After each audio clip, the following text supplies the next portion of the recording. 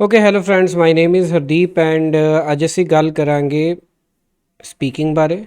ਸੋ speaking ਦੇ ਵਿੱਚ ਇੱਕ ਸਾਰਿਆਂ ਤੋਂ ਵੱਡੀ ਪ੍ਰੋਬਲਮ ਹੁੰਦੀ ਹੈਗੀ ਹੈ। ਬਹੁਤ ਸਾਰੀ ਪ੍ਰੋਬਲਮਸ ਦੇ ਵਿੱਚ ਇੱਕ ਮੇਜਰ ਪ੍ਰੋਬਲਮ ਇਹ ਵੀ ਹੁੰਦੀ ਹੈ ਕਿ ਸਟੂਡੈਂਟ ਕਹਿੰਦੇ ਕਿ ਕਿਊ ਕਾਰਡ ਦੇ ਵਿੱਚ ਮੈਨੂੰ ਆਈਡੀਆਜ਼ ਨਹੀਂ ਮਿਲਦੇ ਹੈਗੇ ਔਰ ਮੈਂ ਲਿਖਣਾ ਕੀ ਬੋਲਣਾ ਕੀ ਹੈਗਾ ਉਸ ਟਾਈਮ ਉਹ ਮੈਂ ਕਿਸ ਤਰ੍ਹਾਂ ਕਰਦਾ ਹੈਗਾ। So today we are going to talk about the problem, one of the biggest problems, one that is that what we have to talk in the cue card. So my answer is that you can say anything in the cue card because there is not any task response in the IELTS test, and they don't want the to listen the accuracy of your answer and the content of your answer. They just want answer, and they want to listen that how what is the level of your speaking. So to understand this, let's go to the band descriptor. So this is the band descriptor.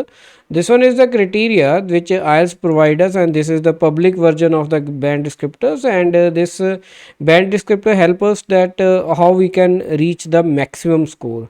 So there is band 9, and these are the fluency and coherence. First is the descriptor, the first thing on this on which you are going to be evaluated. Second is lexical sources, third is grammar, range and accuracy, fourth one is pronunciation. ਸੋ ਇਸ ਦੇ ਵਿੱਚ ਕਿਤੇ ਵੀ ਸਾਡੇ ਕੋਲ ਇਹ ਨਹੀਂ ਹੈਗਾ ਕਿ ਤੁਸੀਂ fluency and coherence, lexical resources, grammatical range, accuracy, pronunciation ਤੋਂ ਇਲਾਵਾ ਟਾਸਕ ਰਿਸਪੌਂਸ ਦੀ ਕੋਈ ਗੱਲ ਕੀਤੀ ਹੋਵੇ। ਸੋ ਹੁਣ ਅਗਰ ਆਪਾਂ ਬੇਸਿਕਲੀ ਫਸਟ ਕ੍ਰਾਈਟੇਰੀਆ ਜਿਹੜਾ ਹੈਗਾ ਉਸ ਨੂੰ ਸਟੱਡੀ ਕਰੀਏ। ਸੋ ਫਸਟ 9 ਬੈਂਡ ਦੇ ਲਈ ਸਾਡੇ ਕੋਲ ਹੈਗਾ fluency and coherence, speaks fluently with only rare repetition or self correction. Any hesitation is content related. ਸੋ ਕਈ ਕਹਿੰਦੇ ਨੇ ਕੌਨਫੀਡੈਂਸ ਬਹੁਤ ਹੋਣਾ ਚਾਹੀਦਾ ਹੈਗਾ। ਅਗਰ ਕੌਨਫੀਡੈਂਸ ਮੇਰਾ ਲੋ ਹੋ ਗਿਆ ਤੇ ਉਹ ਪ੍ਰੋਬਲਮ ਹੈ, ਬਟ ਇੱਥੇ ਬਹੁਤ ਕਲੀਅਰਲੀ ਲਿਖਿਆ ਹੈਗਾ ਕਿ ਅਗਰ ਹੈਜ਼ੀਟੇਸ਼ਨ ਹੈ ਬਟ ਕੰਟੈਂਟ ਰਿਲੇਟਡ ਹੈ ਕਿ ਮੈਂ ਕੋਈ ਆਨਸਰ ਫਾਈਂਡ ਆਊਟ ਕਰ ਰਿਹਾ, ਦੱਸ ਰਿਹਾ ਹੈਗਾ ਔਰ ਉਸ ਦੇ ਵਿੱਚ ਮੇਰੇ ਤੋਂ ਕਿਤੇ ਕੋਈ ਗਲਤੀ ਹੋ ਗਈ ਹੈਗੀ ਬੋਲਦੇ ਹੋਏ, ਤਾਂ ਕੋਈ ਪ੍ਰੋਬਲਮ ਵਾਲੀ ਗੱਲ ਨਹੀਂ ਹੈਗੀ ਆ। ਤੁਸੀਂ ਬੜੇ ਆਰਾਮ ਦੇ ਨਾਲ ਕੀ ਕਹਿੰਦੇ ਆ ਉਸ ਜਗ੍ਹਾ ਆਪਣੀ ਗਲਤੀ ਨੂੰ ਐਕਸੈਪਟ ਕਰਕੇ ਆਪਣੇ ਆਨਸਰ ਨੂੰ ਕਰੈਕਟ ਕਰ ਸਕਦੇ ਹੋ ਔਰ ਰੁਕ ਸਕਦੇ ਹੋ, ਵਿੱਚ ਹੈਜ਼ੀਟੇਸ਼ਨ ਸ਼ੋ ਕਰ ਸਕਦੇ ਹੋ। ਅਗਰ ਕੌਨਫੀਡੈਂਸ ਲੋ ਹੈਗਾ ਕਿਤੇ ਦੀ ਕੋਈ ਪ੍ਰੋਬਲਮ ਨਹੀਂ ਹੈ, ਲੇਕਿਨ ਪ੍ਰੋਬਲਮ ਆਏਗੀ ਅਗਰ ਤੁਸੀਂ ਰੁਕਦੇ ਹੋ। ਅਗਰ ਤੁਸੀਂ ਰੁਕਦੇ ਹੋ ਟੂ ਫਾਈਂਡ ਵਰਡਸ ਔਰ ਗ੍ਰਾਮਰ, ਫਿਰ ਤਾਂ ਨੰਬਰ ਡੈਫੀਨੇਟਲੀ ਸਾਡੇ ਘੱਟ ਹੋਣਗੇ। ਅਗਰ ਗ੍ਰਾਮਰ ਔਰ ਆਪਾਂ ਵਰਡਸ ਵਾਸਤੇ ਰੁਕਦੇ ਹਾਂ, ਸੋਚਦੇ ਹਾਂ, ਫਿਰ ਪ੍ਰੋਬਲਮ ਆਏਗੀ। ਲੇਕਿਨ ਕੰਟੈਂਟ ਰਿਲੇਟਡ ਹੈਜ਼ੀਟੇਸ਼ਨ ਕੋਈ ਪ੍ਰੋਬਲਮ ਨਹੀਂ ਹੈ। Speaks coherently with full appropriate cohesive features. So ਇਸ ਨੂੰ ਕਈ ਵਾਰ ਕੋਹੀਸਿਵ ਫੀਚਰਸ ਨੂੰ ਸਿਰਫ ਵਰਡਸ ਨੂੰ ਯੂਜ਼ ਕਰਨੇ ਤੱਕ ਹੀ ਕਰਵਾਇਆ ਜਾਂਦਾ ਹੈਗਾ, ਲੇਕਿਨ ਇਹ ਇਸ ਤੋਂ ਜ਼ਿਆਦਾ ਕਾਫੀ ਐਡਵਾਂਸ ਇਹ ਫੀਚਰ ਹੈਗਾ ਔਰ ਇਸ ਨੂੰ ਅਗਰ ਤੁਸੀਂ ਸ਼ੋਅ ਕਰਦੇ ਹੋ ਤਾਂ ਕਾਫੀ ਵਧੀਆ ਤੁਹਾਡੇ ਸਕੋਰ ਆ ਸਕਦੇ ਹੈਗੇ ਆ। ਡਿਵੈਲਪਸ ਟੌਪਿਕਸ ਫੁੱਲੀ ਐਂਡ ਐਪਰੋਪ੍ਰੀਏਟਲੀ। ਜੋ ਵੀ ਸਾਨੂੰ ਆਨਸਰ ਦਿੱਤਾ ਹੈਗਾ ਅਸੀਂ ਬਿਲਕੁਲ ਚੰਗੀ ਤਰ੍ਹਾਂ ਕਮਿਊਨੀਕੇਟ ਕੀਤਾ ਹੈਗਾ ਔਰ ਸਾਹਮਣੇ ਵਾਲੇ ਨੂੰ ਸਮਝ ਲੱਗਾ ਹੈਗਾ ਔਰ ਉਸ ਦੇ ਵਿੱਚ ਕਿਸੇ ਤਰ੍ਹਾਂ ਦੀ ਕੋਈ ਵੀ ਡਾਊਟ ਨਹੀਂ ਹੈਗੇ ਆ। ਸੋ ਇੱਥੇ ਅਸੀਂ ਕੰਟੈਂਟ ਦੀ ਕੁਆਲਿਟੀ ਨਹੀਂ, ਦਾ ਵੇ ਆਫ ਪ੍ਰੈਜੈਂਟੇਸ਼ਨ ਦੀ ਗੱਲ ਕਰ ਰਹੇ ਹੈਗੇ ਕਿ ਕਿੰਨੇ ਵਧੀਆ ਤਰੀਕੇ ਨਾਲ ਅਸੀਂ ਪ੍ਰੈਜੈਂਟ ਕਰਕੇ ਆਨਸਰ ਆਪਣਾ ਸਾਹਮਣੇ ਵਾਲੇ ਨੂੰ ਸਮਝਾ ਰਹੇ ਹੈਗੇ। So that is the thing. So fluency and coherence is the first factor. So ਇਸ ਤੋਂ ਬਾਅਦ ਵਿੱਚ ਸਾਡੇ ਕੋਲ ਸੈਕਿੰਡ ਫੈਕਟਰ ਹੈਗਾ। ਸੋ ਇਹ 9 ਬੈਂਡ ਦੀ ਡੈਫੀਨੇਸ਼ਨ ਆਪਾਂ ਡਿਸਕਸ ਕੀਤੀ ਹੈ। Lexical resources, lexical resources high level words ਨਹੀਂ ਯੂਜ਼ ਹੁੰਦੇ, ਮੈਂ ਪਹਿਲਾਂ ਹੀ ਦੱਸ ਦਿੰਦਾ। ਸੋ ਕੀ ਕਹਿ ਰਿਹਾ ਕਿ use vocabulary with full flexibility.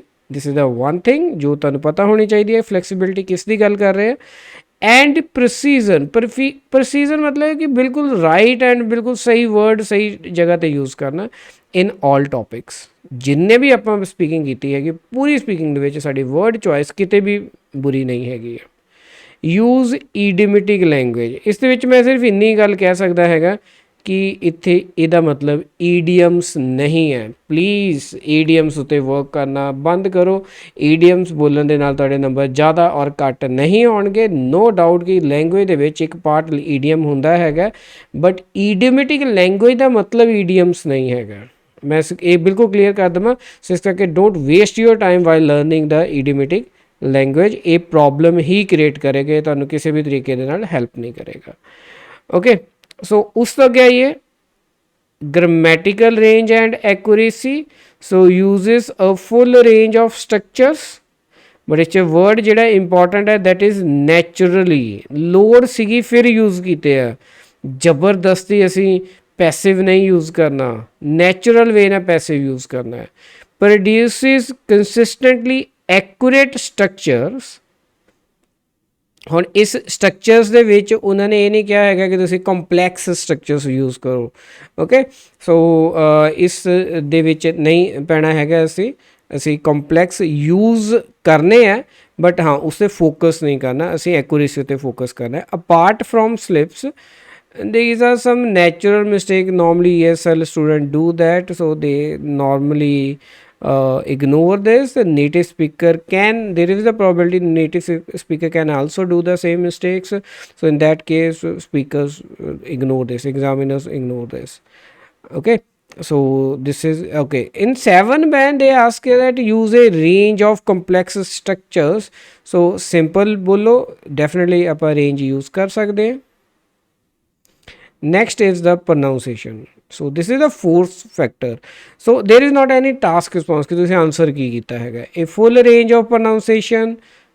One thing, sustain flexible use of features throughout. Second thing, and effortless to understand. Now that is very good thing, effortless to understand. So this is clearly written in the that effortless to understand. When you pronounce something, people can easily understand what actually the word you say, and they can easily find out the meaning from the words. So that is actually called pronunciation. So guys, please don't believe any other things. Always download these band descriptors, read, study, try to understand. If you don't have understanding, then definitely ask to your trainer who has a sufficient amount of experience and all those things. So thank you for attending this. If you have more questions, you can ask me in the comment section. I try to answer those all those questions, and I also try to make video if it is possible. Thank you.